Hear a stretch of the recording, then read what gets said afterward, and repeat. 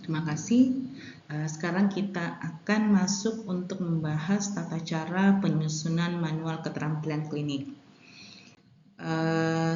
Sebelum masuk ke materi ini, teman-teman kami harapkan sudah mempelajari materi tentang pengenalan standar kompetensi dokter Indonesia. Yang kedua telah mempelajari materi tentang tata cara pengembangan sasaran pembelajaran yang khususnya terkait dengan pengembangan sasaran pembelajaran psikomotor dan afektif. Karena nanti dosen sekalian, dokter sekalian akan mengembangkan manual keterampilan klinik yang dapat mendukung pelajaran CSL secara optimal, dan salah satu syaratnya adalah kita menyesuaikan skill yang kita akan latihkan dengan standar kompetensi dokter Indonesia khususnya level 3 dan level 4, dan kita membuat sasaran pembelajaran yang sesuai dengan kaidah penulisan sasaran pembelajaran. Nah, secara lebih detail kami harapkan para dosen bisa memahami pengertian dan manfaat manual keterampilan klinik dalam proses alih keterampilan klinik kepada mahasiswa, mampu memahami struktur-struktur manual keterampilan klinik, mampu menguasai keterampilan yang dibutuhkan untuk menyusun manual keterampilan klinik, dan akhirnya bisa mengembangkan sebuah keterampilan klinik, manual keterampilan klinik. Nah, pendidikan keterampilan klinik ini baru-baru saja mulai kita terapkan di pendidikan kedokteran, khususnya di Fakultas Kedokteran Unhas. Kita mulai sejak tahun 2002. Sementara sebelum-sebelumnya itu pendidikan kita untuk khususnya aspek keterampilan klinik itu lebih banyak langsung dimulai pada saat mahasiswa sudah masuk ke tahap profesi. Nah, ini menjadi salah satu kendala utama terhadap pemberian layanan kesehatan yang optimal kepada pasien, karena mahasiswa kita sebenarnya belum kompeten untuk bisa melakukan sebuah keterampilan klinis kepada pasien langsung, karena mereka belum pernah melatihkan sama sekali keterampilan-keterampilan tersebut. Oleh karena itu, mulai saat ini kita berharap dengan adanya sesi pelatihan keterampilan klinik sebelum mahasiswa berhadapan dengan pasien, mahasiswa akan bisa lebih percaya diri, lebih mampu untuk langsung melakukan keterampilan klinik tersebut terhadap pasien, karena mereka sudah dibekali dengan persiapan yang cukup, dan pasien akhirnya bisa mendapatkan pelayanan yang terbaik juga, karena secara pasien safety mereka akan lebih diuntungkan, karena mahasiswa kita anggap, kita sudah pastikan mereka kompeten untuk melakukannya di dalam proses pelatihan klinik, dalam proses simulasi sebelum ia langsung melakukannya pada pasien. Salah satu keuntungan yang lain juga karena mahasiswa akan lebih cepat terbangun identitas profesionalnya, karena ia sudah merasa betul-betul seperti seorang dokter meskipun belum selesai menjadi dokter, karena kompetensi-kompetensi skill yang sebelumnya hanya dilakukan pada saat tahap profesi sudah mereka mulai lakukan di tahap akademik. Nah, keuntungan kita memberikan sesi CSL sebelum mahasiswa bertemu dengan pasien, mereka bisa trial and error. Jadi kesalahannya tidak akan langsung berdampak kepada pasien. Kalau dia berlatih pada manekin, maka yang terdampak pada manekin. Jadi kalau mereka salah, mereka bisa ulang terus sampai akhirnya kesalahannya bisa diperbaiki. Lalu yang kedua, keterampilan-keterampilan yang sulit dan prosesnya panjang kita bisa potong-potong. Misalnya keterampilan melakukan penatalaksanaan pada kasus-kasus trauma. Jadi kita bisa potong, misalnya kita mulai dulu dengan stabilisasi transportasi, kita bisa potong dulu untuk pemeriksaan fisiknya secara umum, kita bisa potong kemudian sambungkan dengan dia memeriksa hasil radiologinya, lalu kita bisa potong untuk dia melakukan penatalaksanaannya, dan seterusnya. Jadi ini salah satu keuntungan kita melakukan CSL. Mahasiswa tidak langsung dibebani dengan keterampilan yang kompleks, jadi dia bisa mulai secara bertahap menguasai bagian-bagian dari keterampilan tersebut, sehingga akhirnya secara keseluruhan nanti dia akan bisa kompeten untuk keseluruhan keterampilan. Yang kedua, keterampilan yang bersifat sensitif atau melibatkan unsur emosi dapat dilatihkan secara bertahap. Nah, ini penting untuk calon-calon dosen, calon-calon dokter kita. Misalnya kemampuan dia untuk menginformasikan kabar buruk, breaking bad news, kemampuan dia untuk memberikan informasi-informasi yang sensitif terhadap pasien. Dia bisa disiapkan, mereka bisa diberikan persiapan mental lebih dahulu sebelum betul-betul melaksanakannya kepada pasien sebenarnya. Mereka bisa melakukan suatu skill dalam keadaan yang normal melalui proses alih peran, latihan-latihan dengan menggunakan role play. Dia bisa berlatih kapan saja sesuai dengan ketersediaan sarana prasarana yang kita sediakan. Motivasinya akan jauh lebih meningkat. Nah, seperti yang kami sudah jelaskan sebelumnya, dia sudah merasa sebagai dokter sebelum dia bahkan selesai sebagai dokter atau bahkan sebelum dia masuk menjadi mahasiswa program profesi. Kita bisa memberikan komentar, umpan balik langsung ketika dia melakukan keterampilan di depan manekin, sehingga kita bisa melakukan kita bisa memberikan proses pendidikan dalam suasana yang aman, karena ia tidak langsung diberikan umpan balik di depan pasien atau keluarga pasien. Nah, ini meningkatkan rasa percaya diri mahasiswa. Jadi dia sudah tahu, dia sudah mampu melakukan dalam proses simulasi, sehingga ketika ia turun langsung kepada pasien, ia akan bisa menjadi jauh lebih percaya diri. Nah, saran penelatihan CSL ini ada beberapa komponen. Yang pertama yang intinya adalah manualnya. Nah, manual ini adalah panduan-panduan yang berisikan langkah-langkah yang harus mereka lakukan untuk terkait suatu keterampilan klinik. Nah, ini bisa dilengkapi dengan panduan peserta yang mungkin lebih singkat dibandingkan manual secara keseluruhan, karena nanti manual akan jauh lebih lengkap karena ada sedikit gambaran umum terkait keterampilannya, ada kontraindikasi dan indikasi, dan seterusnya.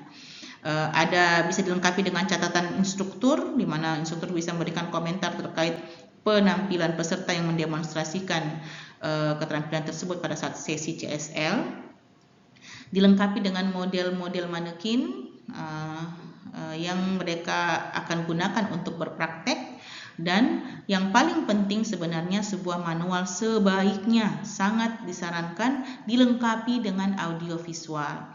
Jadi jika kita sudah membuat langkah-langkah manualnya, sangat penting kita mengembangkan video keterampilan tersebut, sehingga akan menjadi lebih lengkap mahasiswa membacanya dan akan jauh lebih dipahami ketika ia menonton video demonstrasi tersebut.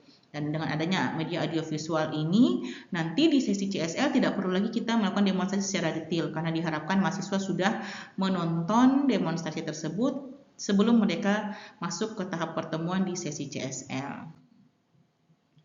Nah, manual CSL adalah, definisinya adalah panduan langkah demi langkah yang komprehensif terkait suatu prosedur klinis. Nah, informasi di dalamnya harus betul-betul detail menjelaskan apa saja alat bahan yang dibutuhkan dan apa saja langkah-langkah tahap demi tahap yang harus dilakukan. Jadi kemudian kita lanjutkan untuk siapa saja yang bertanggung jawab menulis manual CSL. Yang paling penting adalah dosen yang pakar di bidangnya. Jadi kalau membuat manual keterampilan misalnya memasang kateter, sebaiknya ini bisa dibuat oleh seorang dosen urologi atau dosen bedah atau dosen obstetrik ginekologi yang terbiasa memang melakukan dan mempunyai kompetensi dalam melakukan pemasangan kateter. Nah, ini yang paling penting. Nah, beberapa petunjuk umum dalam mengembangkan manual. Pertama, sebaiknya kita membuat sebuah manual yang kita sudah bisa perkirakan tidak lebih selama 2-3 jam dilatihkan. Dalam hal ini maksimal langkah-langkahnya maksimal 10 halaman. Lebih kurang lebih bagus, Dok. Karena nanti dalam setiap sesi CSL itu semua mahasiswa harus tampil melakukan langkah-langkahnya. Jadi kalau bisa kita membuat manual yang cukup waktu 10 orang lakukan dalam satu sesi pertemuan. Jika ada pengetahuan dasar yang berhubungan dengan manual tersebut, sebaiknya dipisahkan dari manual dan dijadikan buku referensi. Misalnya yang paling cocok ini contohnya adalah EKG, teknik pemasangan EKG, dan ada juga biasanya didampingi dengan cara membaca hasil EKG. Nah, itu sebaiknya dipisahkan, jangan digabungkan dalam satu manual. Sebaiknya, yang tadi yang sudah kami tekankan, sebaiknya setiap manual itu dilengkapi dengan media audiovisual. Nah, ini sebagian adalah gambaran umum bagian-bagian dari sebuah manual. Pertama, sebaiknya ada pendahuluan atau dasar teori yang berhubungan dengan keterampilan tersebut. Misalnya, mungkin sedikit pengetahuan tentang anatomi yang berhubungan, misalnya indikasi dan kontraindikasinya. Kemudian teori-teori yang melandasi keterampilan tersebut dan seterusnya. Lalu diikuti dengan capaian pembelajaran dan sasaran pembelajaran. Ingat, capaian pembelajaran ini bersifat lebih umum, artinya setelah dia menyelesaikan satu sesi CSL untuk keterampilan tersebut apa yang ia harus lakukan, dan didetailkan dalam bentuk sasaran pembelajaran. Apa saja hal-hal yang perlu ia lakukan secara lebih detail terkait keterampilan tersebut. Sebagai contoh misalnya, mahasiswa mampu melakukan pemasangan kateter pada pria. Nah, nanti mungkin ada beberapa yang lebih detail lagi, misalnya mahasiswa mampu melakukan sanitasi tangan dan menggunakan sarung tangan dengan benar. Lalu masuk lagi mampu melakukan informed consent terkait keterampilan tersebut. Kemudian mungkin ditambahkan lagi dengan mahasiswa mampu melakukan identifikasi, melakukan persiapan pasien sebelum yang dibutuhkan untuk melakukan keterampilan tersebut, misalnya diminta kencing dulu misalnya, dan seterusnya. Kemudian mahasiswa mampu melakukan disinfeksi misalnya kalau ada, dan seterusnya. Jadi hal-hal detail itu kita masukkan ke dalam sasaran pembelajaran, sementara tujuan umumnya dari satu sisi CSL kita masukkan ke dalam capaian pembelajaran. Yang berikutnya adalah alat dan bahan yang dibutuhkan dalam setiap sesi CSL. Ini kita kasih keterangan apakah per mahasiswa butuhnya ataukah per kali CSL butuhnya, dan sebaiknya alat dan bahan ini dilengkapi dengan foto. Jadi gambar-gambar yang berhubungan, yang menunjukkan alat dan bahan yang dibutuhkan, karena ini akan lebih memudahkan mahasiswa membayangkan sesi CSL yang akan dilaksanakan. Mungkin nanti harus berhubungan juga dengan pengelola CSL dan pengelola prodi, apakah ada alat dan bahan yang perlu dibawa oleh mahasiswa yang tidak disiapkan oleh institusi. Kalau disiapkan oleh institusi maka tidak perlu kita kasih keterangan dibawa oleh mahasiswa, namun kalau memang ada kondisi di mana harus disiapkan oleh mahasiswa, ini harus dilengkapi keterangannya pada manual. Lalu lampiran media pembelajaran yang digunakan, misalnya link, ada link dari video pembelajarannya, atau akan sangat bagus nanti kita membuat link untuk kuisnya. Jadi ada kuis pre dan post testnya, sehingga mereka bisa mengukur kira-kira untuk langkah keterampilan ini saya sudah hafalkan atau belum, sehingga nanti mereka bisa tampil lebih baik. Yang berikutnya adalah deskripsi kegiatan. Apa saja yang deskripsi kegiatan ini adalah apa yang akan dilakukan dalam 3 kali 50 menit proses pembelajaran. Misalnya pembukaannya berapa menit, kemudian apa yang dijelaskan pada saat pembukaan, apakah ada pretestnya, kemudian adakah demonstrasi dari dosen, dan seterusnya. Dan kemudian diikuti dengan langkah-langkah prosedural. Nah, langkah-langkah prosedural inilah inti dari manual. Jadi langkah-langkah keterampilan klinik yang akan dilakukan oleh mahasiswa itu dimasukkan ke dalam langkah prosedural, dan yang terakhir kita masukkan daftar referensi. Nah, aturan pembuatan manual CSL kita harus menggunakan kalimat-kalimat yang pendek dan sederhana sehingga mudah dimengerti. Jadi kata-kata yang kita gunakan itu, kalimat-kalimat yang kita gunakan itu, mahasiswa bisa membayangkan langkah-langkahnya tanpa perlu melihat orang melakukannya. Yang kedua, kita menggunakan kalimat aktif. Misalnya berdirilah di samping kanan pasien, cucilah tangan. Jadi kita menggunakan kata perintah ketika menjelaskan, ketika membuat langkah-langkah prosedural. Menggunakan gaya bahasa yang akan berbicara dengan pembacanya sehingga mahasiswa betul-betul paham apa yang dimaksud oleh langkah-langkah prosedural yang kita buat. Untuk langkah yang butuh visualisasi sebaiknya disertai gambar, misalnya pemasangan infus, harus misalnya sudutnya seperti apa, posisi jarinya seperti apa, atau pasang kateter, memegang kateternya seperti apa, memegang penis pasien seperti apa. Kalau memang butuh visualisasi yang lebih baik, maka kita lengkapi dengan gambar. Nah, saya seringkali menganalogikan sebuah manual yang baik adalah seperti sebuah resep yang baik. Jadi sebuah resep yang baik itu seseorang bisa menduplikasi, membuat resep tersebut berdasarkan resepnya tanpa perlu melihat orang melakukannya. Jadi itu adalah contoh dari manual yang baik.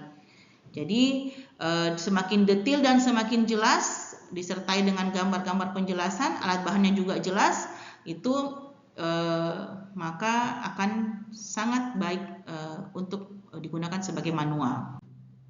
Nah, ini contoh juga resep ya yang baik, yang betul-betul bisa membantu orang untuk membuat masakan persis seperti pembuat resepnya. Nah, itulah yang kita harapkan manual yang kita kembangkan juga seperti itu. Nah, langkah penyusunan manual, kita tentukan learning outcome-nya dengan menentukan kita akan membuat keterampilan manual keterampilan apa. Nah, kita identifikasi dulu keterampilan ini cukup satu sesi pertemuan ataukah dia terlalu kompleks sehingga harus dipecah-pecah. Kalau kita sudah sepakat bahwa ini bisa dilakukan satu kali manual, satu kali sesi CSL, maka kita kembangkan manualnya dengan menentukan learning outcome-nya. Jadi sasaran belajarnya apa, sasaran pembelajarannya apa, lalu kita pilih cari referensi-referensi yang berhubungan, kita buat deskripsi kegiatan, dan kita buatkan langkah keterampilan kliniknya. Beberapa skill butuh skenario, misalnya keterampilan seperti anamnesis atau keterampilan konseling dan edukasi. Nah, biasanya untuk bisa melatih keterampilan tersebut, mahasiswa harus bermain peran.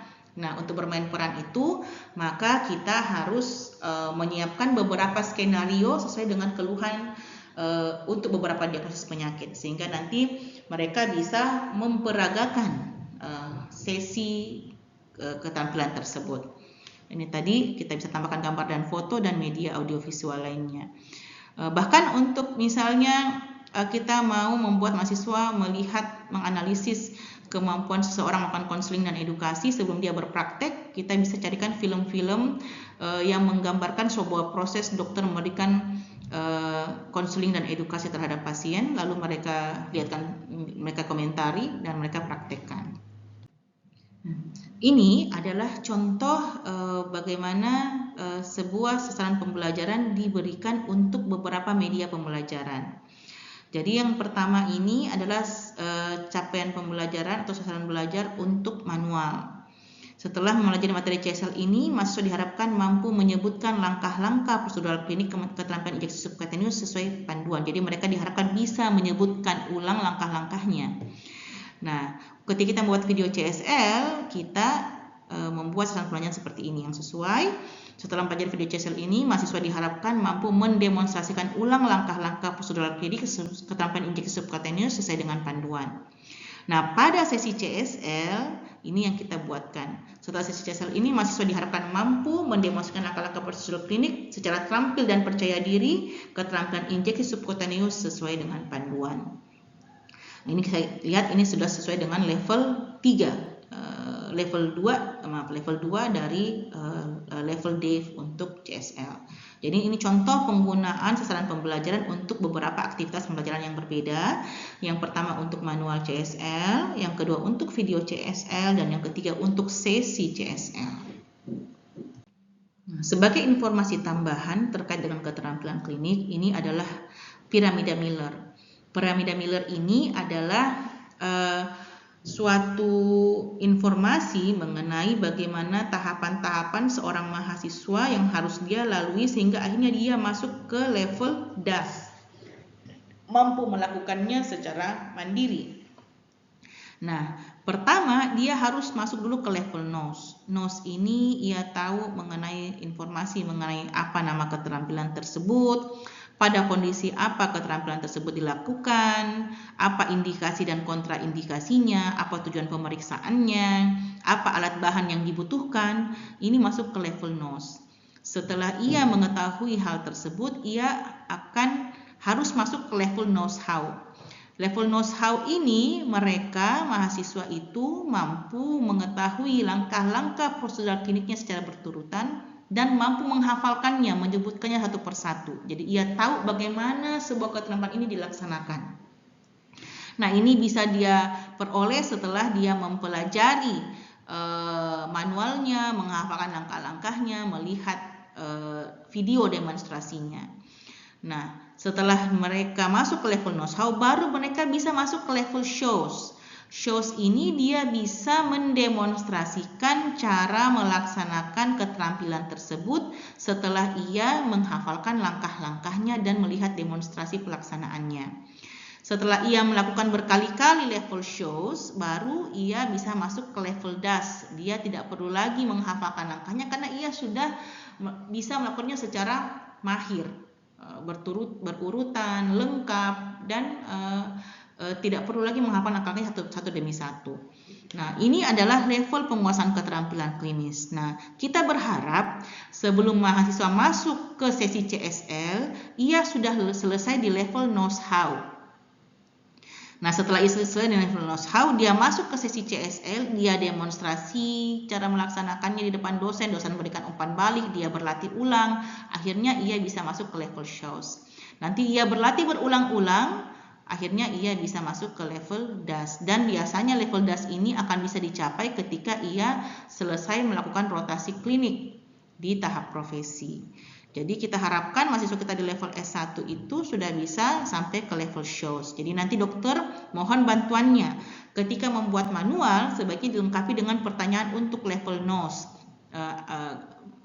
Pertanyaan-pertanyaan terkait keterampilan ini pada kondisi apa dilakukan, apa indikasi kontraindikasinya, apa tujuan pemeriksaannya, apa alat dan bahan yang dibutuhkan, dan seterusnya. Lalu juga bisa mohon bantuannya, dokter-dokter bisa membuat soal terkait knows how, tahu cara melakukan langkah-langkah prosedur klinisnya, misalnya tahap persiapan apa yang harus dilakukan, tahap ini apa yang harus dilakukan, setelah langkah ini apa yang akan dilakukan, bagaimana cara melakukan prosedur tertentu, itu masuk di level shows, knows how. Jadi nanti setelah ia mempelajari manual dan menonton video, jika kita sudah bisa siapkan, ia harus mengerjakan kuis dulu. Setelah ia bisa mengerjakan kuisnya dengan baik, kita harapkan ketika ia mendemonstrasikan di tahap kelas, dia sudah bisa melakukan level shows dengan lebih baik karena level knows dan knows how-nya ini sudah selesai, mereka selesaikan sebelum tatap muka di level shows. Demikian penjelasan ini, kami ucapkan terima kasih banyak atas perhatiannya. Semoga materi ini bisa diterapkan dan teman-teman semua bisa menyusun manual keterampilan klinik yang baik.